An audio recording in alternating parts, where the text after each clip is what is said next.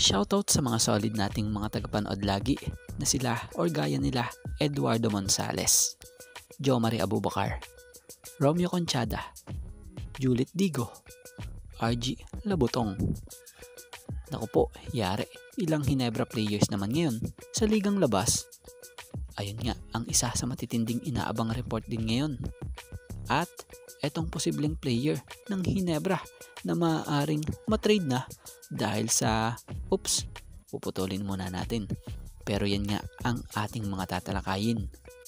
Pero bago nga natin talakayin etong topic natin ito, baka naman pwedeng makarequest kahit isang subscribe lamang po dito sa ating channel. At kung mabigat naman ito para sa inyo, kahit isang like and share na lamang po. Malaking tulong na po yon. Salamat po. So patungkol nga muna rito sa ilang players ng Hinebra na di umano raw ay napabalitang nakita sa isang ligang labas. Ito raw ay sa liga sa Parañaque. Pero abangan pa nga raw kung lalaro. So batay nga yan sa pinost nitong si Sir Snow Badwa. Grabe yung source nito ah.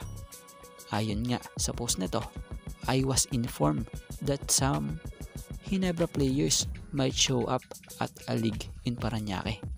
Abangan natin if lalaro. Marami na akong nakadeploy na special agent to take pictures.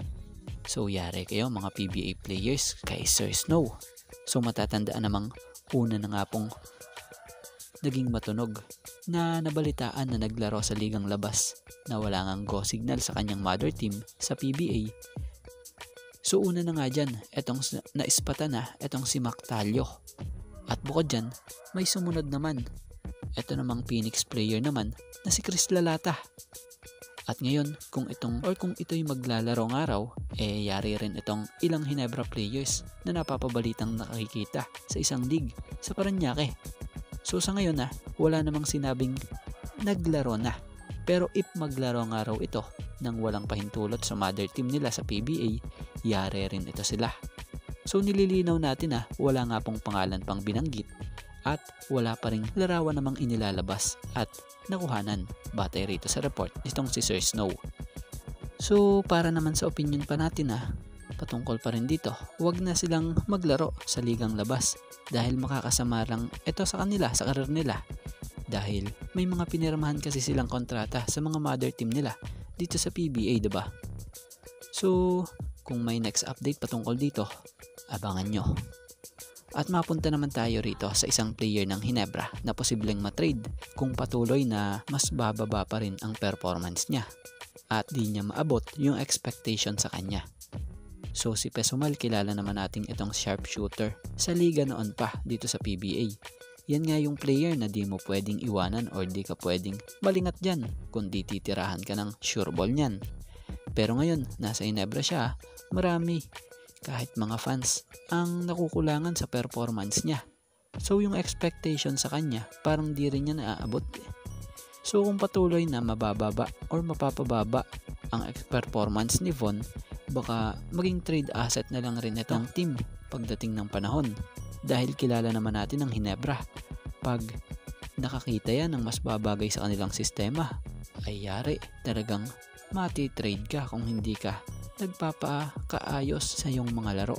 Kahit na nga po star player yan or star player sa star player pa yan, kaya nilang pakawalan. So sana lang next conference kung mabigyan siya ng minuto nitong si Coach Tim, sana mas ibigay niya pa yung best niya para nga hindi siya maging trade asset pagdating ng panahon. Shoutout sa mga solid nating mga tagapanood lagi na sila or gaya nila Eduardo Monsales.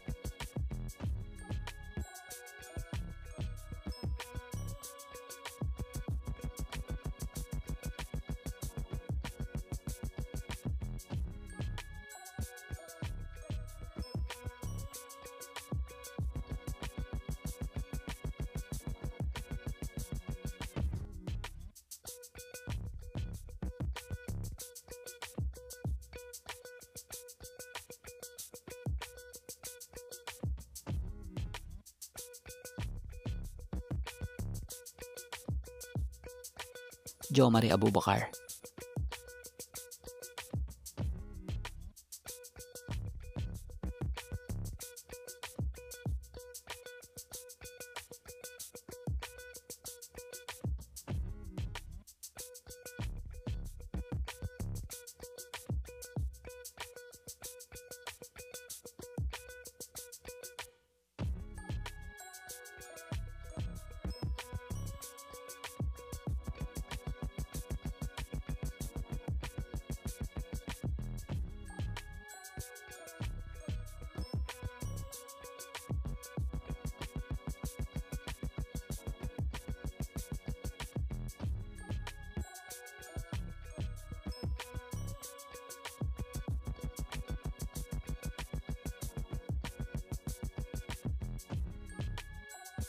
Romeo Conchada.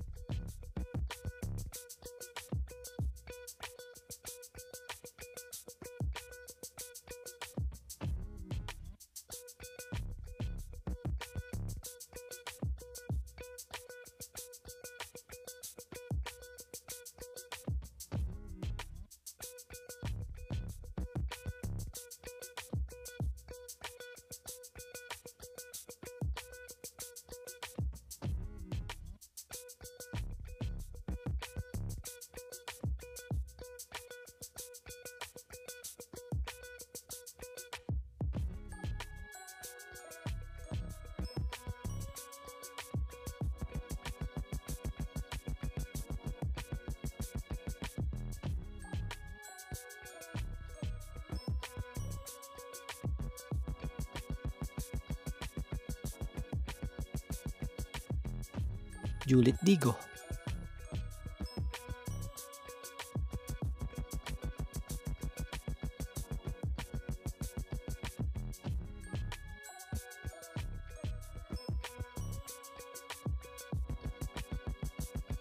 RG Labutong.